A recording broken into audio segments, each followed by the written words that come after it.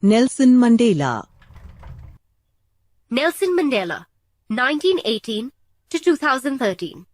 Affectionately known by his clan name, Madiba, was a South African political leader who challenged the evil of apartheid in his country, South Africa. He was born in the Thembu royal family in British South Africa. He studied law and worked as a lawyer in Johannesburg before joining the anti-colonial national movement. He was 30 years old when the South African government established apartheid in 1948. Modern South Africa was formed as a union of few European colonies in the 20th century. This meant that white people were already in all the influential positions in a country with a majority black population. Apartheid was the government policy of treating native black people as second-class citizens. They couldn't cast votes. They couldn't share with white people the same facilities, schools, parks, hospitals, trains, and buses. They had to live in certain quarters and could hold only certain jobs. Mandela committed himself to its overthrow and rose to prominence in the 1952 Defiance campaign. He was repeatedly arrested on minor charges, but in 1962 he was charged with criminal conspiracy against the state. As a result, he served 27 years in prison. Although much of his youth was spent in aggressive rebellion, Mandela became an advocate for interracial reconciliation and harmonious coexistence of all ethnic groups. The government and the world eventually yielded. Mandela was released and apartheid dismantled in 1994. Nelson Mandela became South Africa's first black president the same year and heralded a new era of reforms and reconciliation. He passed away in 2013, but remains a deeply respected figure throughout the world and is considered father of the nation in South Africa. Mandela published his biography in 1994, Long Walk to Freedom. It describes his childhood, early politics, and years of imprisonment. It was an instant bestseller and has been translated into many languages. It was also made into a film by the same name in 2013. This excerpt appears towards the end of Mandela's record of his life before becoming president. Mandela describes his memories with mixed feelings. There is great happiness at seeing his people equal and united as South Africans, but also a deep sadness at the loss and suffering his people have faced to reach there. This is a narrative argumentative text. It starts with narrating the events of the inauguration ceremony and Mandela's struggle to achieve freedom for his people. It also argues in favor of the infallibility of justice and basic human goodness. Thank you. Let me take up the explanation now. The introduction establishes the setting. What event is taking place? When and where? 10th May dawned bright and clear. For the past few days, I had been pleasantly besieged by dignitaries and world leaders who were coming to pay their respects before the inauguration. This was a rare historical moment, not just for South Africa, but the whole world, as a testimony to the power of peaceful struggle. This event was a victory of human rights and dignity, a historic moment, not just for South Africa, but the whole world. The inauguration would be the largest gathering ever of international leaders on South African soil.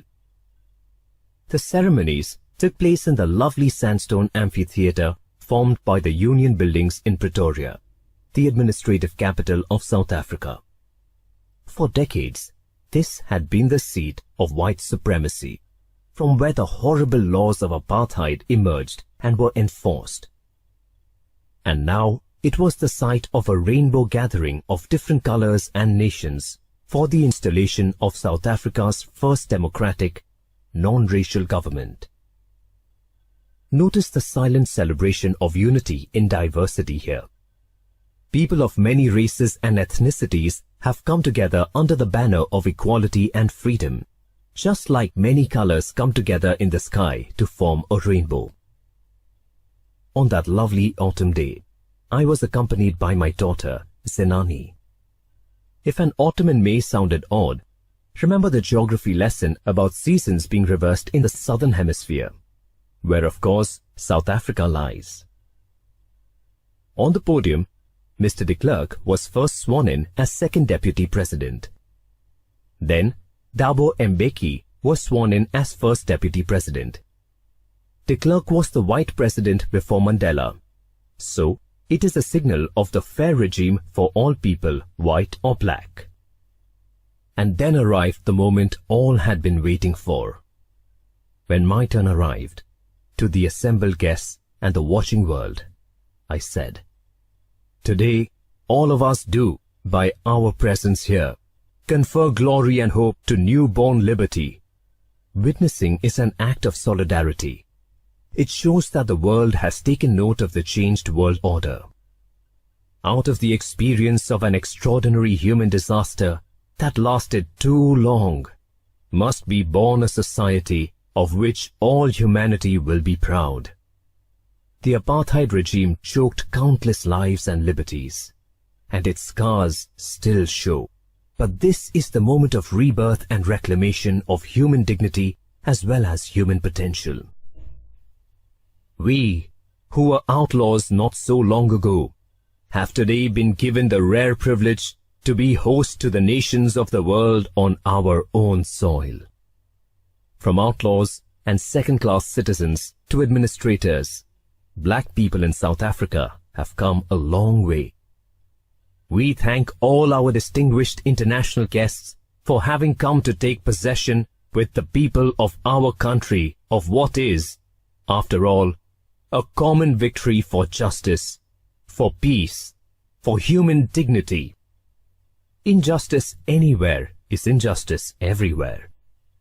Human rights violations in one place enable the possibility of the same thing happening somewhere else. When one of us is liberated, it is freedom for the entire human race. Mandela takes this idea forward with his next lines. We have, at last, achieved our political emancipation. We pledge ourselves to liberate all our people from the continuing bondage of poverty, deprivation, suffering, gender, and other discrimination. The victory is not won until all human beings live freely and with dignity. Our war against suffering must not end simply with the end of discrimination. Now that we have the power and the chance to make things right, we have to uproot all the social evils still plaguing the society. Never, never and never again shall it be that this beautiful land will again experience the oppression of one by another. There will be plenty of problems even without that. But as long as we stand united by equal humanity, we will make it through. The sun shall never set on so glorious a human achievement. Let freedom reign. God bless Africa. After Mandela's rousing speech, there is a military parade, very much like our annual Republic Day parade every year. Mandela describes it as not only a display of pinpoint precision and military force, but as a demonstration of the military's loyalty to democracy, to a new government that had been freely and fairly elected, and a government which finally represents all of South African society, instead of just the white minority.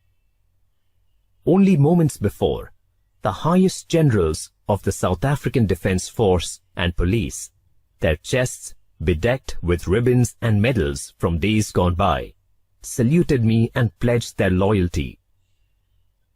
I was not unmindful of the fact that not so many years before, they would not have saluted but arrested me. It brings out the bitter truth how armed forces are usually bound to obey the ruling regime, no matter how unjust and inhumane. Finally, a chevron, meaning a kind of striped pattern, of Impala jets left a smoke trail of the black, red, green, blue and gold of the new South African flag. This new flag was created by combining the red, white and blue from the old South African flag and black, green and gold from the African National Congress's flag, which fought against the apartheid regime. By combining both flags, it sent a message that this was a new republic in which black people were equal to whites in every way. White people would not be marginalized now that apartheid had ended. They would be expected to work side by side with other races for the development of South Africa.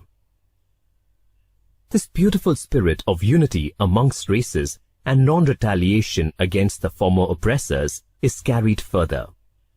The day was symbolized for me by the playing of our two national anthems and the vision of the whites singing Nkosi Sikelel I Afrika and blacks singing Distum, the old anthem of the Republic. Each racial group sings the anthem thought to represent the other group, symbolizing a harmonious exchange of cultures and mutual respect. It may take some time to achieve the ideal of equality in spirit as in practice, but Mandela has hope. Although that day neither group knew the lyrics of the anthem they once despised, they would soon know the words by heart. Learning the words to another group's anthem shows respect for other cultural traditions. The text now switches from a journalistic tone to a more contemplative tone, as Mandela reflects upon the chain of events which led to this momentous occasion. On the day of the inauguration, I was overwhelmed with a sense of history. So what is the history of South African society? In the first decade of the 20th century, a few years after the bitter Anglo-Boer War, a war native white South Africans fought against the British for the country's independence. And before my own birth, the white-skinned peoples of South Africa patched up their differences, and they must have had many, because back then, South Africa was a mishmash of whites from all over Europe, from the Netherlands mostly, but also other countries, who had come seeking their fortunes in this distant land, but tightly held on to their native languages and customs, and directed a system of racial domination against the dark-skinned people of their own land.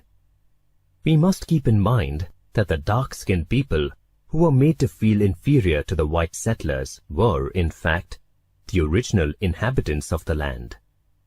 Imagine someone breaking into your home and declaring you were inferior and not fit to be its owner, only fit to be a servant. Over time, this discrimination hardened into a social and political system until the structure they had created formed the basis of one of the harshest, most inhumane societies the world had ever known. Now, in the last decade of the 20th century, over 100 years later, and my own 8th decade as a man, that system had been overturned and replaced by one that recognized the rights and freedoms of all peoples, regardless of the color of their skin. When apartheid is finally dismantled, Mandela is over 80 years old.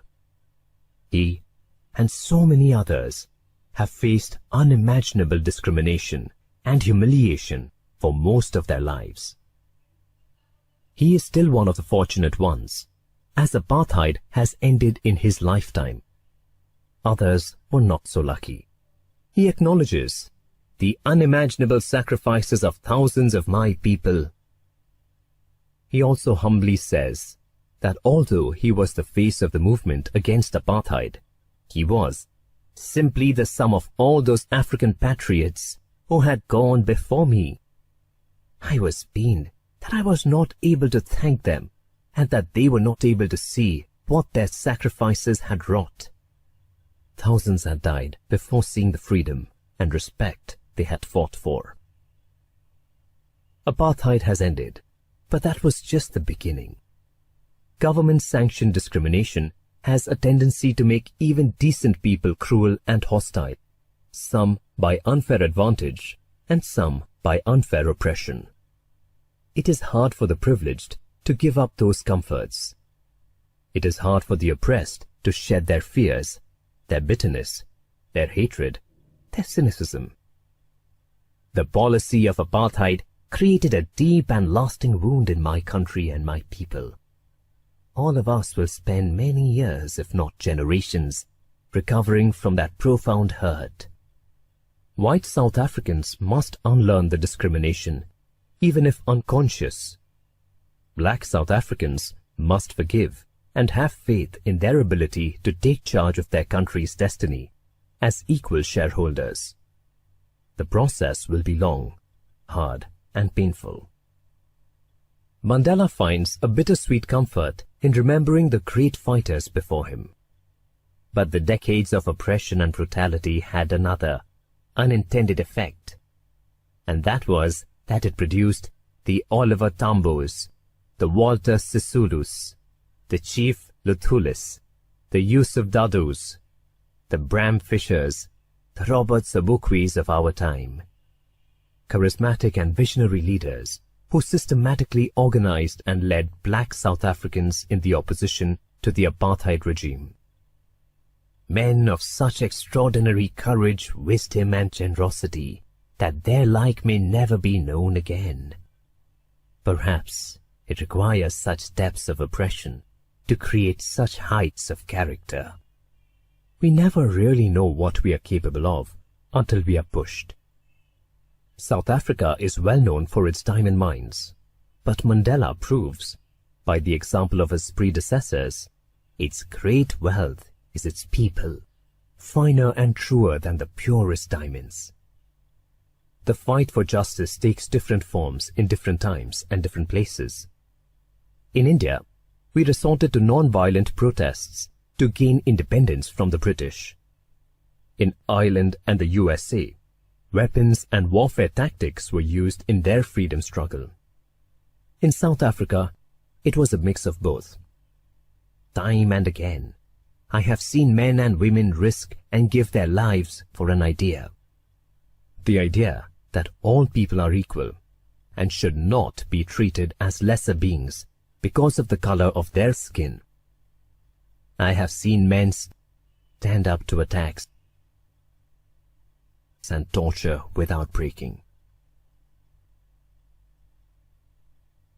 showing a strength and resilience that defies the imagination. No person is truly free from fear.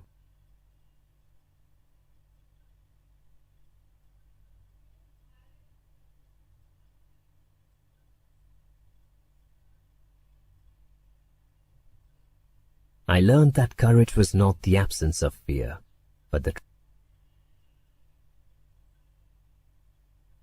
triumph over it. This applies even beyond the given context. Every kind of injustice breeds only fear and ignorance. Some social evils and prejudices are so deeply rooted that we just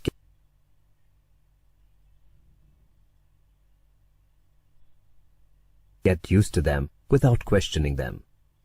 Hatred for other races is one of those things. But are we born with this hatred? No. No one is born hating another person because of the color of his skin, or his background, or his religion.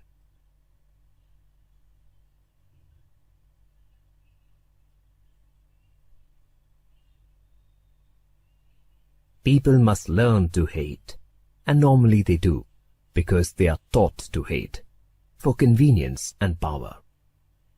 But if they can learn to hate, they can be taught to love, for love comes more naturally to the human heart than its opposite. we would all remember the truth of this fact in the seeds of our own hearts. And these seeds can be hidden but not uprooted. Even in the grimmest times in prison, when my comrades and I were pushed to our limits, I would see a glimmer of humanity in one of the guards, perhaps just for a second, but it was enough to reassure me and keep me going. Hating was almost a job requirement for these guards, but if their goodness can display itself despite all those boundaries, it was proof enough of the power of human goodness. Man's goodness is a flame that can be hidden but never extinguished. In life, every man has twin obligations to his family, to his parents, to his wife and children, and he has an obligation to his people, his community, his country. In a civil and humane society, each man is able to fulfill those obligations according to his own inclinations and abilities, because there is equal opportunity to choose any path you want for your life. But in a country like South Africa, it was almost impossible for a man of my birth and color to fulfill both of those obligations. A black man could either ignore society and just provide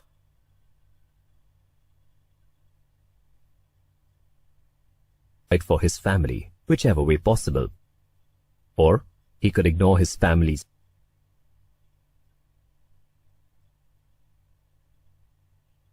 needs and heed the needs of society as a whole. I did not in the beginning choose to place my people above my family, but in attempting to serve my people, I found that I was prevented from fulfilling my obligations as a son, a brother, a father, and a husband. Standing up for a cause of your community or country inevitably destroys the prospect of a quiet, peaceful family life. Sadly, this is still the case for those who choose to serve society. I was not born with a hunger to be free. I was born free, free in every way that I could know. Remember Lokmanya Tilak declaring, "Swaraj is my birthright, and I shall have it." Great men everywhere seem to speak the same truth. It often happens that we recognize a very basic truth only when it is in danger of being brutally violated.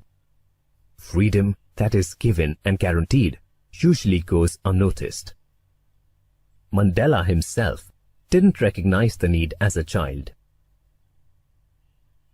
He lived a carefree, joyous life with only the gentle restraints of his father's rules.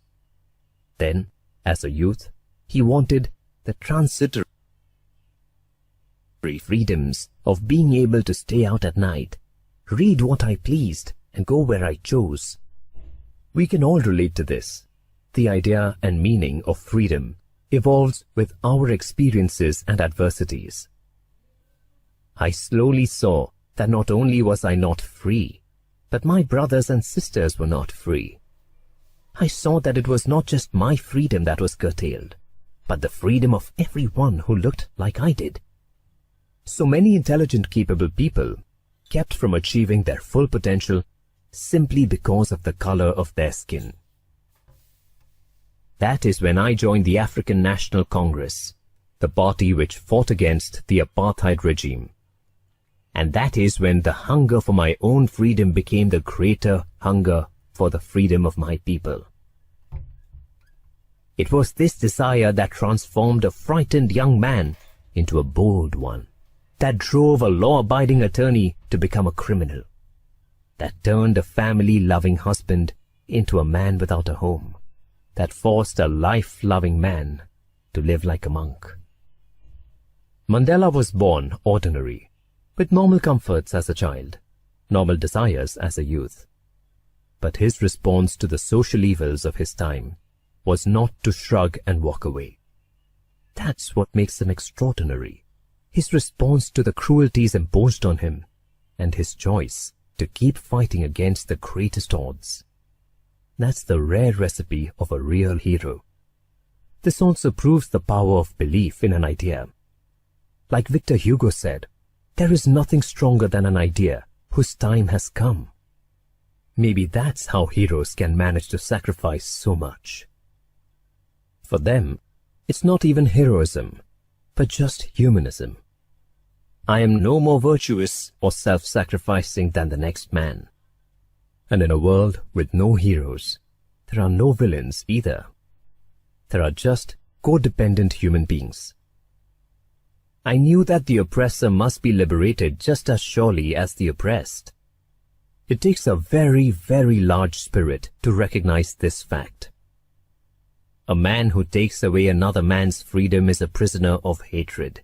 He is locked behind the bars of prejudice and narrow-mindedness. They are victims just as those in chains and fetters. These people are victims of the lies they have been taught and the ignorance they have settled with. I am not truly free if I am taking away someone else's freedom, just as surely as I am not free when my freedom is taken from me. A man who has waited 27 years alone in the dark knows that revenge and one-sided righteousness is not the solution to any kind of atrocity, because an eye for an eye leaves the whole world blind. The oppressed and the oppressor alike are robbed of their humanity.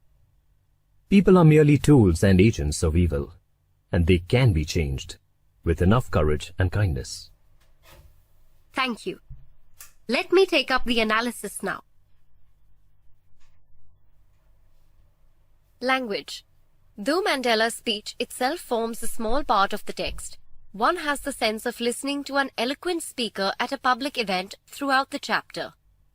Mandela's tone is of one who knows the world is watching and listening, and wants to ensure that the message he conveys is impactful, universal and lasting. The language he uses for this purpose is rich in superlatives. Extraordinary human disaster, rare privilege, never, never, and never again, spectacular display. What has happened is no ordinary event. A great struggle has taken place, and a momentous victory has been won. The use of adjectives like these conveys the importance and gravity of the anti-apartheid struggle and its eventual victory. The mood thus created is primarily of awe. One feels great joy at seeing good triumph over evil, but also a sense of sadness at the trials so many people suffered, and at the loss of so many others before they could see their dream being fulfilled. Overall, however, one feels the deepest respect for people who transcended all limitations to achieve the seemingly impossible. Let us now discuss the themes. A sense of being human. Mandela's core theme is that first and foremost, we are all human. We may be from different races, religions, tribes, nations, genders, and cultures, but at the root of it all, we are the same species. As human beings, we all have certain basic needs and rights. The right to be free and to be treated with respect and dignity by fellow human beings. If we allow our differences to come in the way of who we really are, it leads to a system of injustice and oppression, which is bound to be dismantled at one time or the other. The making of heroes.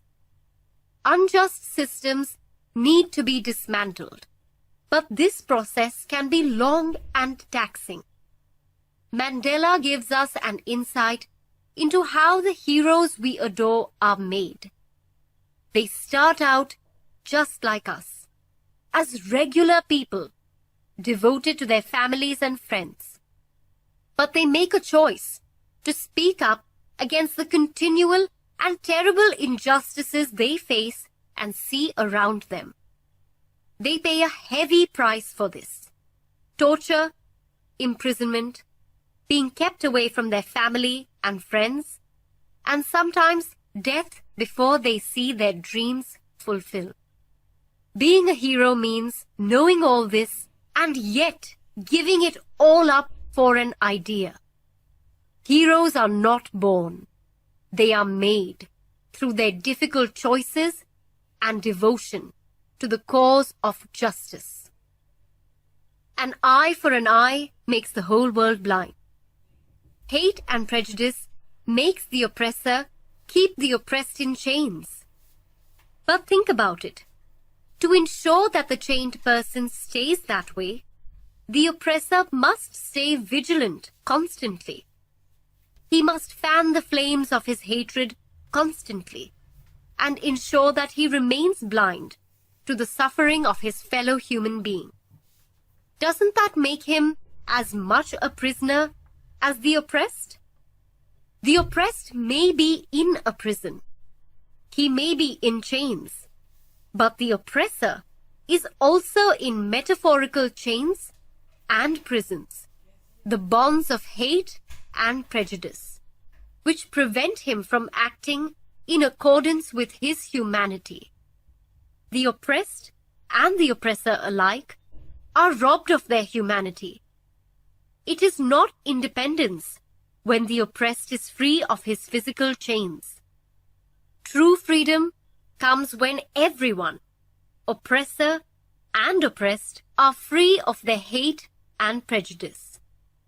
It is tempting for the formerly oppressed to turn against their oppressors for all the damage they have inflicted, but this way they will continue to remain prisoners. They even have the risk of turning into their hated oppressors themselves.